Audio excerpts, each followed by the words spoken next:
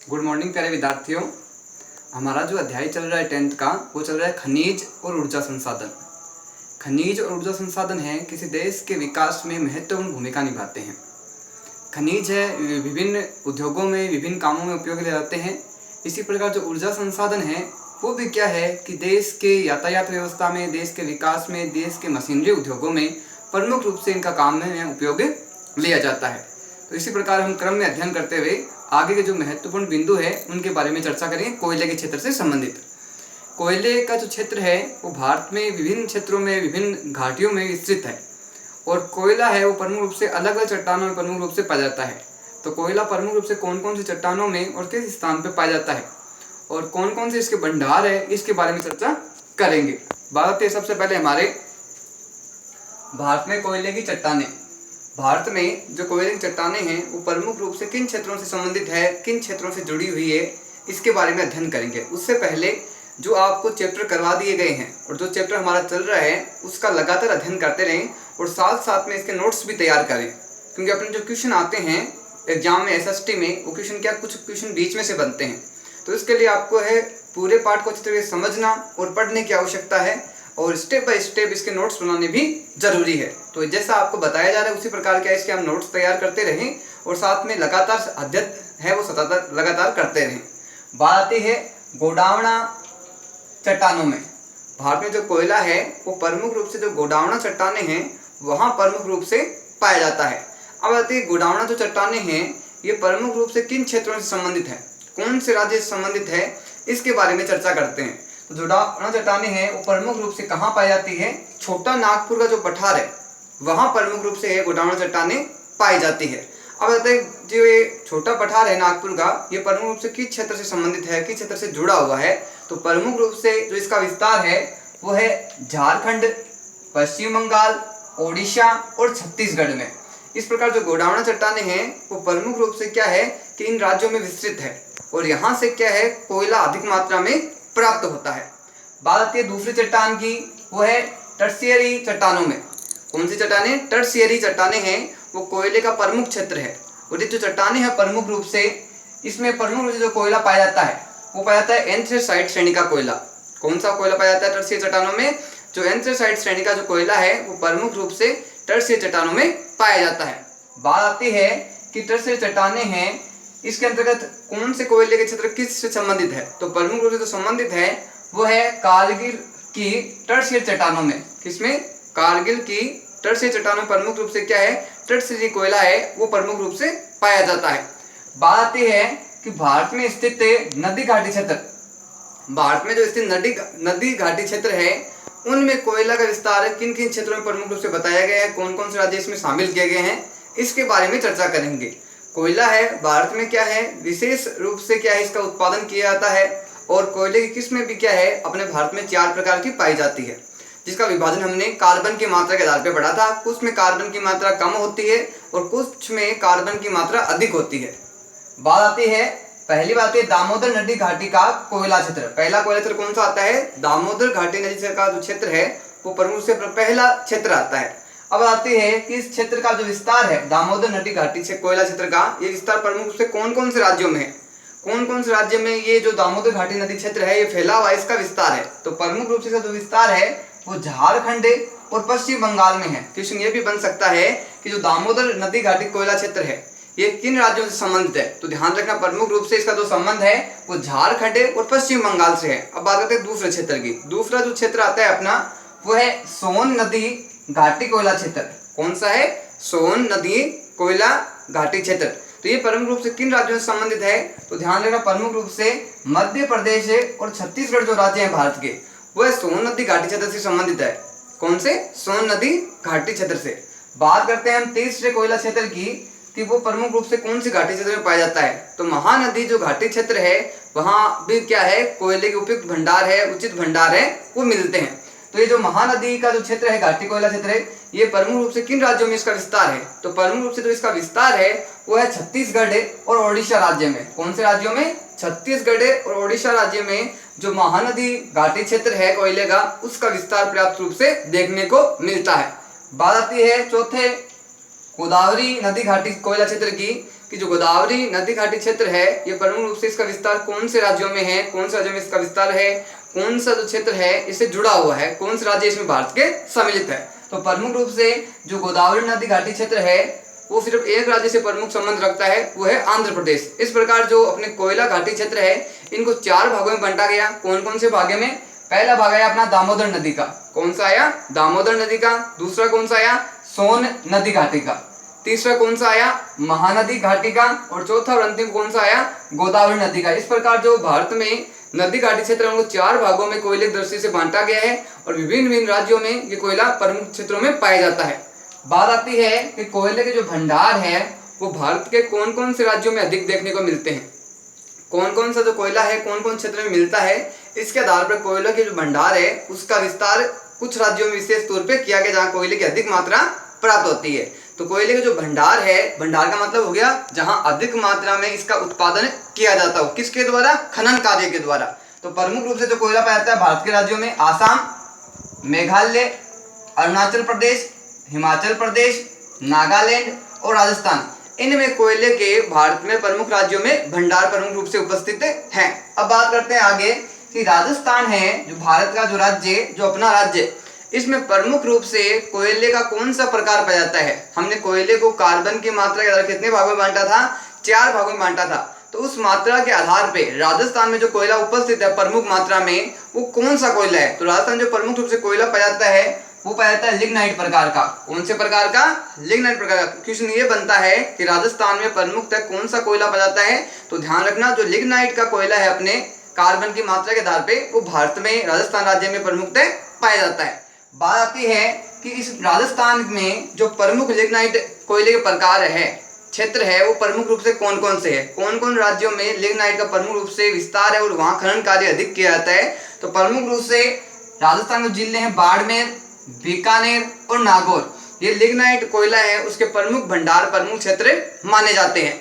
बात आती है कि जो ये कोयले हैं इनका प्रमुख रूप से उपयोग है वो किन कार्यों में किया जाता है, किन कार्यों में इनका इस्तेमाल किया जाता है? तो प्रमुख रूप से जो इनका इस्तेमाल होता है कोयले का वो प्रमुख रूप से तापीय विद्युत संयंत्रों में होता है। किन में होता है? तापीय विद्युत संयंत्रों में प्रमुख रूप से इन कोयलों का इस्तेमाल है वो किया जाता है। अब बात आती है कि तापीय विद्युत संयंत्र है वो प्रमुख रूप से उसका क्या उपयोग है और किस प्रकार से उसके द्वारा क्या है कि ऊर्जा परिवर्तित की जाती है, तो इसके बारे में चर्चा करेंगे। तो इसमें बात आती है तापीय विद्युत संयंत्र की। इन तापीय विद्युत संयंत्र क्या है? एक प्रकार से इंजन होता है जिसके द्वारा क्या है कि ऊर्जा को ताप के रूप में या ऊर्जा के रूप में उसको उपयोग की आवश्यकता के आधार पर उसको परिवर्तित किया जाता है प्रमुख रूप से। उसमें क्या है? एक प्राइम मूवर होता है जिसके द्वारा उस इंजन का उपयोग किया जाता है और उसके द्वारा बाद में क्या है कि तापीय ऊर्जा प्राप्त की जाती है। तो बात करते हैं हम तापीय विद्युत संयंत्र की। तो बात आती है वह विद्युत उत्पादन संयंत्र जिसमें प्रमुख प्राइम मूवर भाप से चलाया जाता है। यानी जो उत्पादन संयंत्र है, इंजन है, उसको किसके माध्यम से चलाया जाता है? प्राइम मूवर के द्वारा, जिसके द्वारा उसको उपयोगी कार्य में परिवर्तित किया जाता है। बात आती है ये भाप कोयला गैस को जलाकर पानी को गर्म करके प्राप्त की जाती है। यानी जो ये भाप है ये कोयले, गैस आदि को जला के किस रूप में प्राप्त की जाती है? भाप के रूप में प्राप्त किया जाता है। इस कारण इसको तापीय, ताप का मतलब हो गया किसी चीज को गर्म करके या जला के जो उसकी भाप प्राप्त की जाती है उसके द्वारा जो उष्मा या गति प्राप्त होती है, शक्ति प्राप्त होती है, उसको तापीय विद्युत संयंत्र प्रमुख रूप से कहा जाता है। बात आती है भारत में पेट्रोलियम पदार्थ की। प्रमुख रूप से जो पेट्रोलियम पदार्थ है वो हमारे किस रूप में उपयोग में आते हैं? पेट्रोल है वो किस प्रकार से जो हमारे यातायात के साधन है उनको गति प्रदान करता है, किस प्रकार से हमारे जो औद्योगिक संस्थान है, बड़ी बड़ी मशीनरियां हैं, उद्योग है, उनमें कार्य करता है। इसके द्वारा क्या होता है कि हम यातायात के साधन से एक स्थान दूसरे स्थान पे जाते हैं तो प्रमुख रूप से किस चीज़ की आवश्यकता पड़ती है? यातायात के साधनों की। लेकिन यातायात के साधनों में जो प्रमुख रूप से उपयोग में आता है वो क्या आता है? पेट्रोल और डीजल, जिसके द्वारा क्या है कि वाहन है यातायात के चलते हैं। इसके साथ ही क्या है इसका जो इस्तेमाल है ये प्रमुख रूप से उद्योगों में और मशीनरियों में भी किया जाता है, मशीनों के आधार पे। इसके साथ ही क्या है ये पेट्रोल वगैरह किन क्षेत्रों में पाया जाता है, इनके प्रमुख क्षेत्र कौन कौन से हैं और कौन से क्षेत्र इनके विशेष भंडार है, इसके बारे में प्रमुख रूप से चर्चा करेंगे। तो सबसे पहले बात आती है यातायात व उद्योगों की प्रगति का माध्यम। यातायात और जो उद्योग धंधे हैं उनकी जो लाभ प्राप्ति का माध्यम है, उनकी वृद्धि या विकास का जो प्रमुख माध्यम है वो पेट्रोलियम पदार्थ है। यातायात के द्वारा हम क्या है, एक स्थान से दूसरे स्थान पे आवश्यकता के आधार पर आ जा सकते हैं और आवश्यकता के आधार पे हमें वस्तुओं का आदान प्रदान भी कर सकते हैं। दूसरी बात है उद्योगों में भी क्या है, पेट्रोलियम पदार्थों का यूज किया जाता है और अनेक वस्तुओं का इसके उपयोग होने के साथ साथ क्या है, लाभ प्रदान भी होता है। उद्योगों में लोगों को रोजगार मिलता है। इसके साथ क्या है कि आवश्यक जो इससे जुड़ी हुई क्षेत्र की चीजें हैं उनका भी निर्माण और आवश्यकता के आधार पर किया जाता है, जिसमें पेट्रोलियम पदार्थों की आवश्यकता पड़ती है। बात आती है भारत में पेट्रोलियम के प्रमुख जो क्षेत्र है, भारत में वो कितना क्षेत्र है प्रमुख रूप से, तो प्रमुख जो क्षेत्र बताया गया है उसका वो है 17,02 वर्ग किमी। कितना बताया गया है, 17,02 वर्ग किमी प्रमुख रूप से इसका जो विस्तार है वो भारत में बताया गया है। बात आती है कि प्रमुख रूप से जो पेट्रोलियम पदार्थ है ये कहाँ और किस रूप में पाया जाता है। तो प्रमुख रूप से जो पेट्रोलियम पदार्थ है ये हमें जो प्राप्त होता है वो कौन सी चट्टानों से प्राप्त होता है, अवसादी चट्टानों में। कौन सी चट्टानों में हमें पेट्रोलियम पदार्थ प्राप्त होता है, अवसादी चट्टानों में। और किस अवस्था में प्राप्त होता है, हमें किस स्थिति में प्राप्त होता है, तो ये हमें जो प्राप्त होता है स्पंज के भांति, यानी स्पंज के भांति जो दबाव है उस रूप में ये हमें प्राप्त होता है। बाद में इसको शोधन कार्य के द्वारा आवश्यकता के आधार पे शुद्ध करके इसको पेट्रोलियम पदार्थ में परिवर्तित किया जाता है और अलग अलग क्षेत्रों में अलग इसका इस्तेमाल किया जाता है। बात आती है कि पेट्रोलियम पदार्थ जीवाश्म खनिज तेल है। पेट्रोलियम पदार्थ उनको क्या कहा जाता है, जीवाश्म खनिज तेल कहा जाता है। अब आती है जीवाश्म खनिज तेल क्या है। जीवाश्म खनिज तेल प्रमुख सीधी परिभाषा कही जाए तो क्या होता है कि बहुत सारे वर्षों के बाद में क्या है, विभिन्न प्रकार के जो जीव जंतु है, पदार्थ है, मानव जनित जो अन्य अवस्थाएं हैं, शरीर की हड्डियां वगैरह है, कंकाल वगैरह है, जब क्या है ये समय के साथ भूमि में दब जाते हैं और दबने के कारण क्या है कि इनमें बहुत सारे जो तत्व हैं, अन्य प्रमुख पदार्थ है, वो आपस में इकट्ठे हो जाते हैं और इकट्ठे होने के कारण बाद में क्या है कि काफी समय बीतने के बाद में भूमि में ताप और दाब के कारण क्या होता है कि ये अपने आप को परिवर्तित कर लेते हैं और जीवाश्म खनिज है उसका प्रमुख रूप से निर्माण हो जाता है। तो इसकी सामान्य जो परिभाषा वो मैंने आपको बताई। अब दूसरी जो इसकी परिभाषा उसके बारे में बातें करते हैं। जीवाश्म खनिज क्या है, वनस्पति व जीवों के सागरीय भागों में दबने, यानी जो वनस्पति है और उसके साथ क्या जीव है, जब ये समय की स्थिति के आधार पे जब इनका अपघटन हो जाता है, जब ये समाप्त हो जाते हैं तो ये कहाँ प्रमुख रूप से दब जाते हैं, इस भूमि के अंदर, इस भूमि के ऊपर धीरे धीरे दब जाते हैं और उसके ऊपर धीरे धीरे क्या है परत चढ़ती जाती है। बात आती है आगे रासायनिक व तापीय क्रिया से निर्मित। ये प्रमुख रूप से किस प्रक्रिया द्वारा निर्मित होते हैं, ताप और दाब के कारण क्या है कि ये अपने आप की अवस्था को परिवर्तित कर लेते हैं और परिवर्तित जो अवस्था होती है प्रमुख रूप से क्या कहलाती है, जीवाश्म खनिज कहलाती है। यानी वनस्पति और जीव है वो सागरीय भागों में दब जाते हैं और दबने के कारण क्या है इनमें रासायनिक और ताप और दाब की जो क्रिया होती है जिस कारण किसका निर्माण हो जाता है, प्रमुख रूप से जीवाश्म खनिज का निर्माण होता है। बात आती है कि जीवाश्म प्राकृतिक गैस से कहाँ मिलते हैं। तो जीवाश्म है वो प्रमुख रूप से प्राकृतिक गैस है उससे नीचे के भाग में प्रमुख रूप से मिलते हैं। बात आती है कि इनका जो उपयोग है वो प्रमुख रूप से किन किन क्षेत्रों में किन किन कार्यों में किया जाता है। तो पेट्रोल का जो पदार्थ का प्रमुख उपयोग है, प्रमुख जो कार्य है वो हमें यातायात से संबंधित सुविधाएं प्रदान करने में है और कुछ क्षेत्रों में क्या है पेट्रोलियम पदार्थ कम मिलता है और कुछ क्षेत्रों में क्या है पेट्रोलियम पदार्थ अधिक मिलता है। इसके साथ जो उद्योग धंधे हैं, बड़े बड़े जो क्षेत्र हैं वो भी क्या है पेट्रोलियम पदार्थ से जुड़े हुए हैं। बात आती है कि इसके जो प्रमुख क्षेत्र है वो कौन कौन से हैं, जहाँ पे क्या है इस क्षेत्र का ज्यादा विस्तार है किसका, पेट्रोलियम पदार्थ का। तो इसके प्रमुख जो राज्य हैं और उनके जो क्षेत्र है उनके बारे में प्रमुख रूप से हम चर्चा करेंगे। बात आती है आसाम में प्रमुख रूप से जो ये है पेट्रोलियम पदार्थ ये कौन से क्षेत्रों से संबंध रखते हैं, कौन से क्षेत्रों में इनका विस्तार है। तो प्रमुख रूप से इनका जो विस्तार है वो है ब्रह्मपुत्र घाटी व सुरमा घाटी में। आसाम के जो इसके प्रमुख दो क्षेत्र है ब्रह्मपुत्र और जो सुरमा घाटी है उसमें प्रमुख रूप से क्या है पेट्रोलियम पदार्थों का विस्तार है।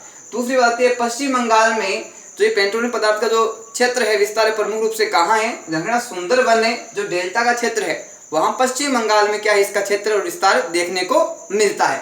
बात आती है कि उड़ीसा में प्रमुख रूप से कहाँ पाया जाता है, तो ध्यान रखना पूर्वी तटीय जो भाग है वहाँ प्रमुख रूप से क्या है कि पेट्रोलियम पदार्थों का स्पंज के रूप में उत्पादन जो है हमें चट्टानों और रासायनिक पदार्थों की क्रिया के कारण जो उत्पन्न होता है उस रूप में प्राप्त होता है। बात आती है कि राजस्थान का जो प्रमुख क्षेत्र हिस्सा है वो किस क्षेत्र से संबंधित है, सौराष्ट्र से संबंधित है जहाँ इसका उत्पादन विशेष रूप से देखने को मिलता है।